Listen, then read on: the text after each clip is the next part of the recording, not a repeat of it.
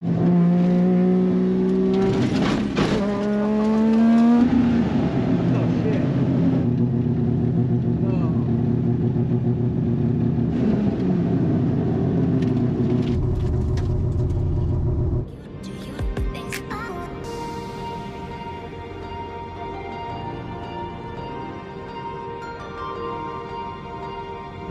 are at Laguna Seca.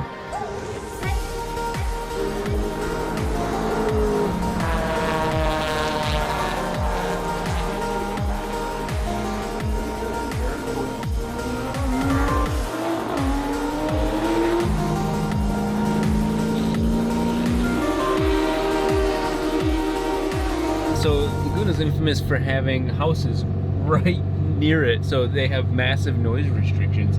Except for this weekend, that's one of the coolest things about what we're gonna be able to do. I wish I had the 4-rotor for that reason, but the 3-rotor is still gonna be loud as hell.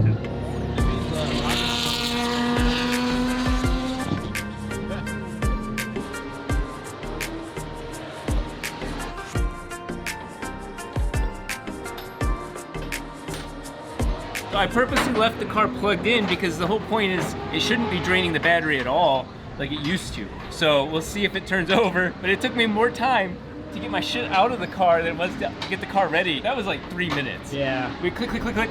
Oh, it's so cool.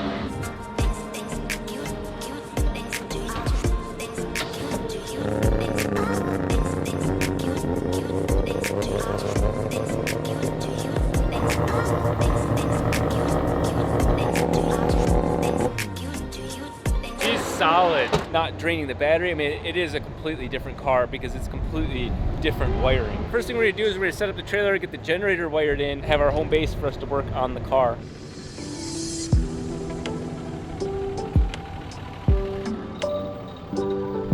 That one's definitely not LS swap. That's my hero, yes. But the beautiful sound of rotary behind me, I want to point out we have an interesting predicament where our generator is meant for like a 30 amp circuit. Trailer's rated for 50 amps, so all the stuff that you connect to is all like 50 amp bigger connectors. So it looks similar, does not work. So I'm gonna cut this off, wire it into the circuit up here, which is already ready to go for that. I would plug the colors into the colors because green is supposed to be ground, and then these are two different power lines, but I need to splice this outer part without cutting the inner part. That works. Wire nuts are weird. Yeah. I will honestly on camera say that the fact that there's an extra line bothers me. I know enough to be stupid about it. Red is line 1, black is line 2, green is ground. Fire it up and see if we start blowing fuses. As quiet as you can get, really. So I'm pretty happy with that. Oh, I got it wired up.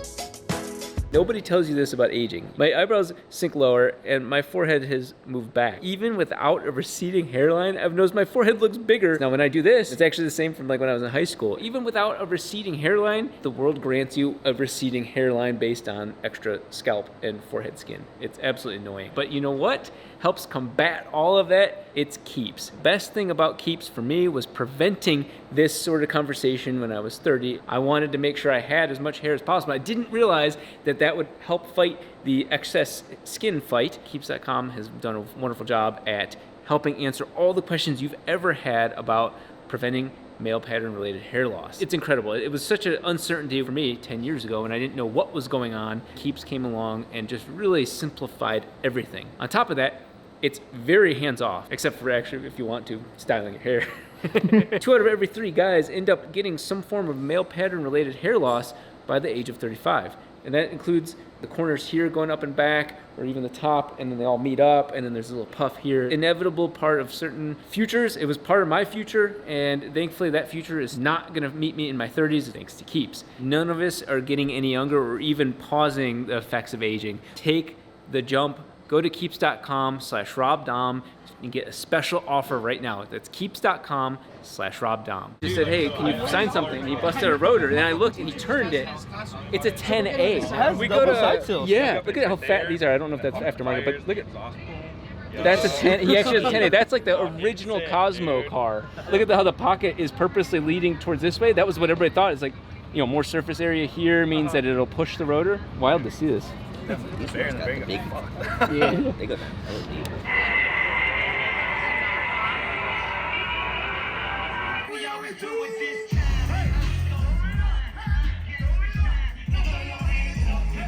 We have a little bit of creative differences right now. I got multiple of these pads that you saw earlier. Joel and I have gone with that method, hoping that they don't deflate. This is the best back support I've ever had. 4 inches is a lot. Cushion for the pushing. But Ethan decided to go back to the military cot. Oh my God, what is... That's Isaiah's infamous coochie couch, which he gets no coochie on. We're gonna see who wins this evening. How do you decide a winner? Who's the most restfulness? Is there things still inflated by the end of this? Right now we have the little vent going on because there's 4 men, testosterone and estrogen all in the air. The generator's still going, charging the battery for this thing, and then we'll see what it does once it calms down, and then we'll turn it off. Come sit. I swear to you. You gotta get him to sit on it. I'm good. No, I'm good. I am stuck. Ethan, come sit down real quick. I want to show you the. Shirt. I want to show you. No, you don't need a shirt for this.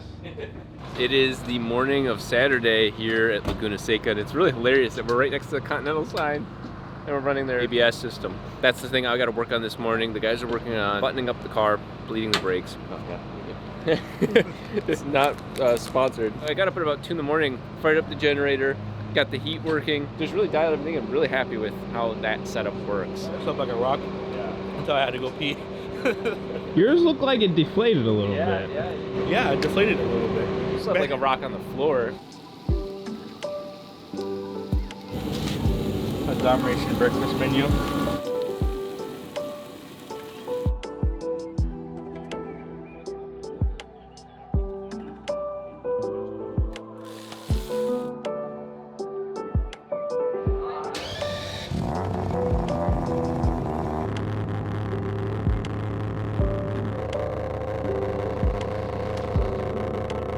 So nothing like last second this to stress yourself out. The rear wheel speed sensors are too far from the ring. The ABS system's erroring out, causing the whole system not to tell the ECU speed either. So I have nothing for grinding sensors down. It's horrible. Thankfully, Haltech has always another solution. So in case the ABS system messes me up, at least I'll still have 10 hertz GPS signal to have boost by gear. It won't be nearly as accurate as wheel speed sensors, but I got a backup. We're properly bleeding the ABS unit. It's making all these wild noises. The ABS unit is actually getting warm off of just this.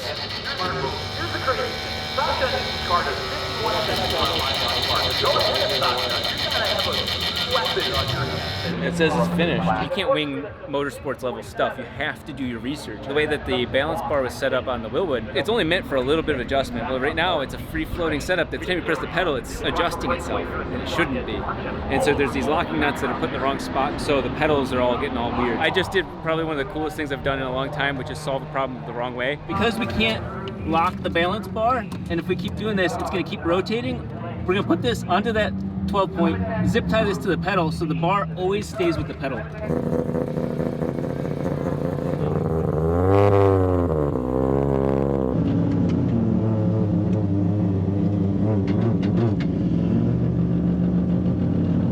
like a real big boy racetrack. Totally different. This is totally different.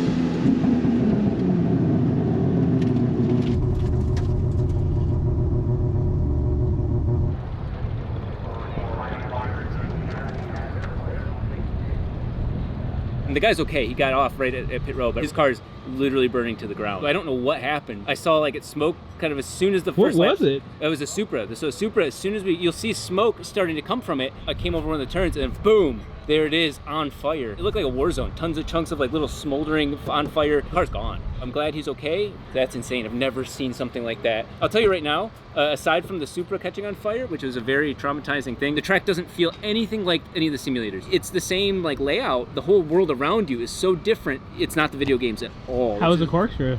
Corkscrew is fun as shit. I hit a decent line, but we were still warming up. Flat shifting wasn't working, nothing was working. So this kind of, you know, will turn it into a positive. Looking at everything else, see this yellow squiggle right here? It goes up, up, up, and then levels off. That's the oil thermostat kicking in right at 185. When it reaches the engine, it's 163. So it's opening at 185 at there, and then by the time it gets to the engine and splits, it's still a little cooler. At this moment is when I stopped driving. I'm just in traffic here in paddock. And so then it starts skyrocketing because I don't have the oil fans wired. But it's so sick to see the oil system warming up quicker and then leveling out and going through the coolers properly. They are letting our group back out. This was not planned. Hopefully I get another lap or two in.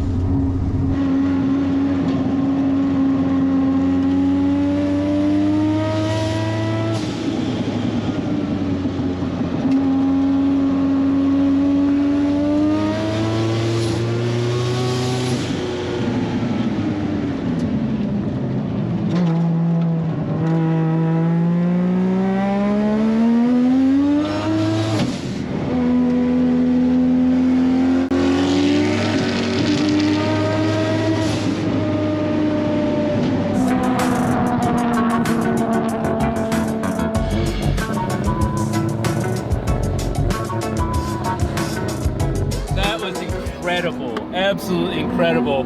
I did the corkscrew the fun way and the right way. I fucking bottomed the shit out of the car. It was basically, I think it would have DQ'd, but it was so sick. Let's get the infrared and let's see the oil cooler temperature difference. So we're at 96C, 97C, that's this one.